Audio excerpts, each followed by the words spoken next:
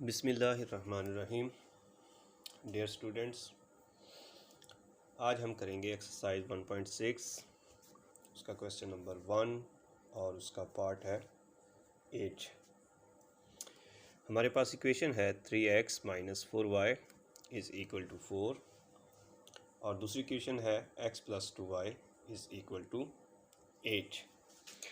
अब इस इक्वेशन को हम करेंगे आज क्रैमर रूल्स के ज़रिए। तो सबसे पहले इन क्वाड्रेटिक इस इक्वेशन को हम चेंज करेंगे मैट्रिक्स फॉर्म के अंदर। तो लिखेंगे a इज़ इक्वल टू, हम x का कोफिशिएंट लिखेंगे 3, y का कोफिशिएंट लिखेंगे -4। दूसरी इक्वेशन का x का कोफिशिएंट यहाँ पे कोई नहीं है, तो इसका मतलब इसका कोफिशिएंट 1 होता है, जो लिखा साथ नहीं जाता। तो लिखेंगे कोफिशिएंट 1 और y का 2।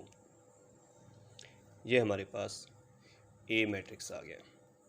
अब इसको AX फॉर्म में लिखेंगे। AX इज़ इक्वल टू, अब हम x वाले कोफिशिएंट नहीं लिखेंगे, उसकी जगह पे कांस्टेंट लिखेंगे 4h और y उसी तरह आ जाएगा -4 और +2। अब हम AY लिखेंगे AY, तो ये हमारे पास आ जाएगा। अब हम x वाले वैसे के वैसे लिखेंगे और y वाले कोफिशिएंट की जगह पे कांस्टेंट लिख देंगे 4 और 8। अब हम सबसे पहले A जो हमारे पास मैट्रिक्स है इसका डिटरमाइंट मालूम करेंगे। A डिटरमाइंट इज़ इक्वल टू, तो लिखेंगे एलिमेंट 3 -4 1 2। अब सबसे पहले हम 3 को मल्टीप्लाई करेंगे 2 के साथ, दरमियान माइनस, फिर लिखेंगे -4 मल्टीप्लाई 1। ये हमारे पास 3 2 6 माइनस माइनस प्लस हो जाएगा और 4 1 4 आ जाएगा। अब 4 और 6 को हम ऐड कर लेंगे, तो ये हमारे पास 10 आ जाएगा। तो A डिटरमाइंट हमारे पास 10 आ गया। अब x की वैल्यू मालूम करने के लिए हमारे पास फार्मूला है AX डिटरमाइंट ओवर A डिटरमाइंट। अब x की वैल्यू ये तो हमारे पास मौजूद है, ऑलरेडी हमने मालूम कर लिया है 10। अब AX का हम डिटरमाइंट मालूम कर लेंगे इस मैट्रिक्स के ज़रिए। तो लिखेंगे AX डिटरमाइंट इज़ इक्वल टू, तो हमारे पास वैल्यू थी 4 -4 8 2।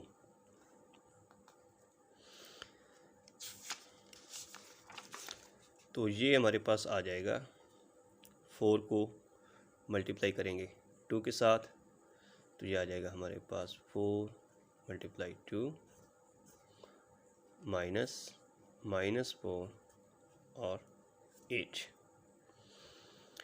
अब इसका आंसर आएगा 4 2 8 माइनस माइनस प्लस, और 4 को ज़र्ब देंगे 8 के साथ, तो हमारे पास 32 आ जाएगा। इन दोनों को प्लस करेंगे, हमारे पास 40 आ जाएगा। अब इसके बाद हम करेंगे AY की वैल्यू मालूम करने के लिए, या हम x की वैल्यू मालूम करना। तो AX mart over A mart, इनकी वैल्यूज़ पुट कर देते हैं। x की वैल्यू हमने अभी मालूम की थी 40, तो वो वहाँ पे दर्ज कर देते हैं। और A डिटरमाइंट की वैल्यू थी हमारे पास 10, तो ये क्रॉस हो जाएगा और आपके पास 4 हो जाएगा। अब उसी तरह y की वैल्यू मालूम करेंगे। y की वैल्यू मालूम करने का हमारे पास फार्मूला है AY डिटरमाइंट ओवर A डिटरमाइंट।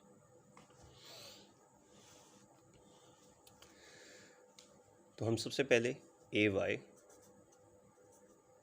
का डिटरमिनेंट लेंगे। अब हमारे पास ये वैल्यूज़ थी 3, 4, 1, 8। यहाँ पे लिखेंगे 3, 4, 1 और 8।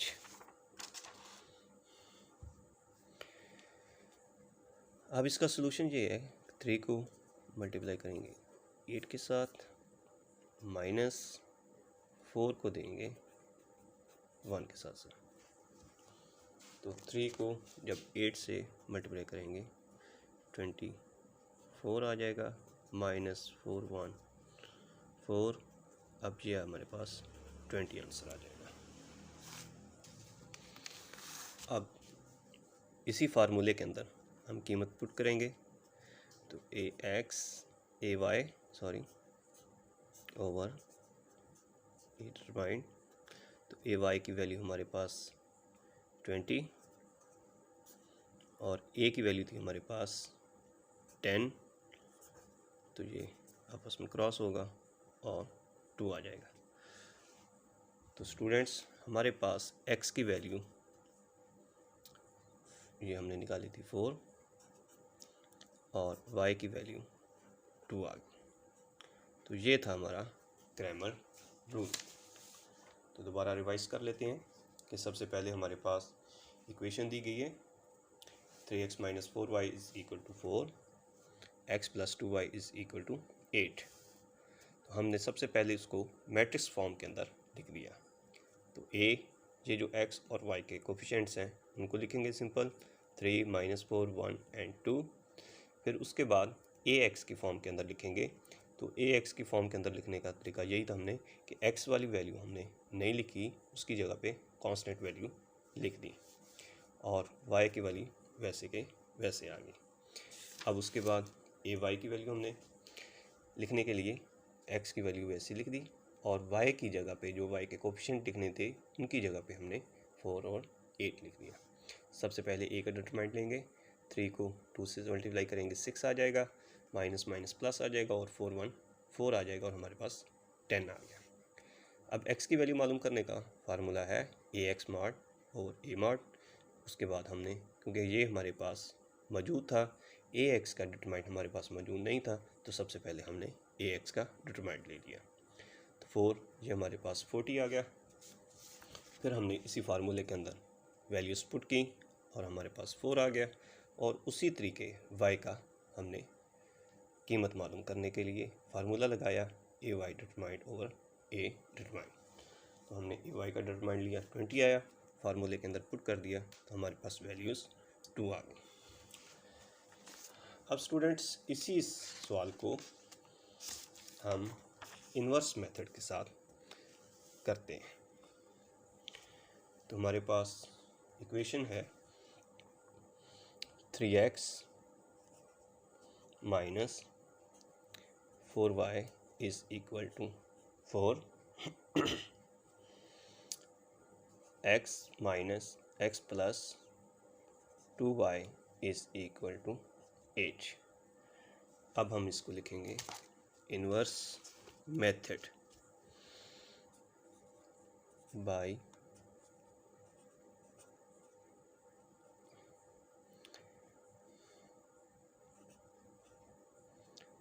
इन्वर्स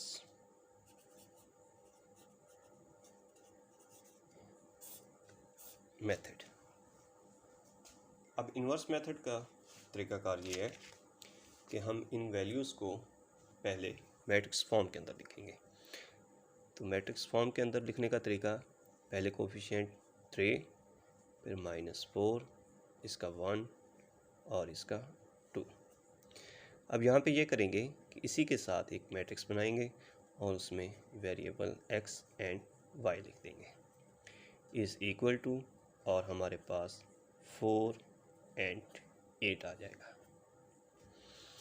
ये हमने मैट्रिक्स फॉर्म के अंदर इन इक्वेशन को लिख दिया है। अब नेक्स्ट स्टेप इसके साथ ये करेंगे, इनको हम नाम देंगे। पहले को हम a का नाम, दूसरे को x = b अब x मालूम करने के लिए हमारे पास ये a है, इसको हम इक्वल टू के दूसरी साइड पे ले जाएंगे तो ये इन्वर्स हो जाएगा, तो a इन्वर्स b। तो ये हमारे पास मेन फार्मूला आ गया जिसके ज़रिए हम जिसको सॉल्व करके जिसको हल करके हम x और y की वैल्यू मालूम कर सकते हैं। अब हमारे पास x भी मौजूद है, b भी मौजूद है। अब a इन्वर्स नहीं है तो a इन्वर्स सबसे पहले मालूम करेंगे। a इन्वर्स का फार्मूला है हमारे पास एडजॉइंट a ओवर a डिटरमाइंट। अब ये दोनों चीज़ें हमारे पास इस वक्त मौजूद नहीं है तो सबसे पहले हम a डिटरमाइंट मालूम करेंगे और उसके बाद फिर एडजॉइंट लेंगे इसी का। तो a डिटरमाइंट 3 - 4 1 2। अब इसको सॉल्व करते हैं। 3 2 से मल्टीप्लाई -4 को 1 से देंगे। इसकी वैल्यू हमारे पास 6 माइनस प्लस हो जाएगा 4 इज़ इक्वल टू 10 आ जाएगा। तो ये हमारे पास a का डिटरमाइंट आ गया। तो यहाँ पे स्टूडेंट्स ये याद रखिएगा कि अगर हमारे पास डिटरमाइंट कोई भी वैल्यू आ जाए, माइनस की हो या प्लस की हो, ज़ीरो ना हो, तो वो नॉन सिंगुलर मैट्रिक्स होता है और उसका आगे सोल्यूशन मुमकिन है। अगर यहाँ पे डिटरमाइंट हमारे पास ज़ीरो आ जाए तो उससे आगे सवाल को हम हल नहीं कर सकते, उसका सोल्यूशन मुमकिन नहीं होता क्योंकि वो सिंगुलर मैट्रिक्स होता है। अब यहाँ पे एडजॉइंट लेंगे, एडजॉइंट ऑफ ए। तो एडजॉइंट कैसे लिया जाता है? एडजॉइंट लेने का तरीका ये है कि आपके पास ये जो वैल्यूज़ हैं इनकी हमने प्लेस चेंज कर देनी है, जगह चेंज कर देंगे और दूसरे जो हमारे पास हैं उनकी साइन चेंज कर देंगे। अगर प्लस हैं तो माइनस है तो प्लस कर देंगे। तो ये हमारे पास एडजॉइंट आ गया। अब इस एडजॉइंट को यहाँ पे दर्ज करेंगे, ए डिटरमाइंट की वैल्यू यहाँ पे करेंगे और हमारे पास ए इन्वर्स की वैल्यू आ जाएगी।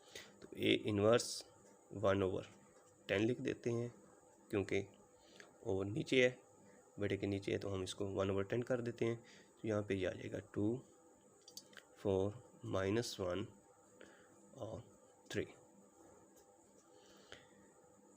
अब इस फार्मूले को या ए इन्वर्स की जो वैल्यू हमने निकाली है इस फार्मूले के अंदर पुट करेंगे और यहाँ से हम x की वैल्यू मालूम कर लेंगे।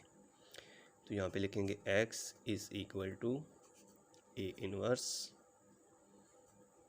b। तो x की वैल्यू थी हमारे पास xy is equal to A inverse 1/10। Adjoint हमारे पास है 2 4 -1 3। और b की वैल्यू आ जाएगी हमारे पास 4 8। अब यहाँ पे हम ये करेंगे कि इन दोनों मैट्रिक्स को आपस में मल्टीप्लाई कर देंगे और जो आंसर आएगा उसके साथ 10 को डिवाइड कर देंगे। आगे चलते हैं। तो x y is equal to 1/10। अब हमारे पास था ये 2, इस 2 को मल्टीप्लाई करेंगे 4 के साथ तो ये आ जाएगा हमारे पास 8 प्लस और 4 को ज़रब देंगे 8 के साथ तो हमारे पास 32 आ जाएगा। अब -1 को 4 से देंगे तो -4 आ जाएगा। आगे प्लस और 3 8 24 आ जाएगा हमारे पास। तो x y 1/10 8 और 32 को प्लस करेंगे 40 -4 और प्लस 24 तो इसमें से इसको माइनस करेंगे हमारे पास 20 आ जाएगा। अब 10 डिवाइड हो रहा है तो दोनों पे डिवाइड कर देंगे इज़ इक्वल टू 40/10 10 20/10। यहाँ पे x और y लिख देते हैं। x y is equal to, ये कैंसिल हो जाएगा, ये 4 टाइम जाएगा और ये 2, तो ये 4 आ जाएगा और यहाँ पे 2 आ जाएगा। अब x is equal to 4 and y is equal to 2 हमारे पास आंसर आ जाएगा।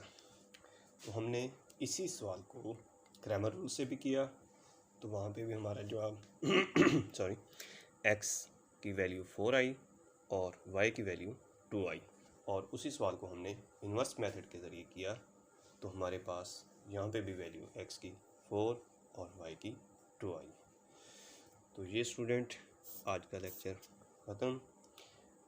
अगर आपको मेरा मेथड अच्छा लगा हो तो मेरे चैनल को सब्सक्राइब करें, लाइक करें, कमेंट्स करें और दोस्तों तक शेयर करें। नेक्स्ट एक्सरसाइज के साथ मिलेंगे अगले क्वेश्चन के साथ, तब तक